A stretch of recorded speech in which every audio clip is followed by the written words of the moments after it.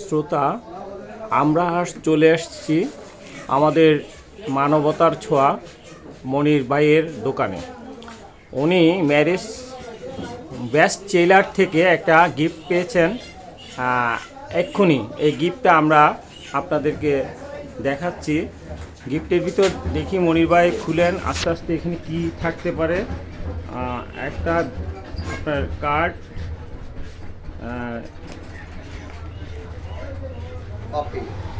Coffee, একটা mug, coffee mug, plus একটা মেরিল cream শীতকালীন, এবং একটা রসুন, প্লাস উনি পাইছেন এটা হচ্ছে কফির একটা প্যাকেট, প্লাস একটা টেবিল ক্যালেন্ডার, এবং সম্ভবত লিপ জেল। ওনাদের ম্যারেজের পক্ষ থেকে চমৎকার এই উপহার সামগ্রী পেলেন আজকে আমাদের মানবতার ছোঁয়ার মনির ভাই। ধন্যবাদ মনির ভাই।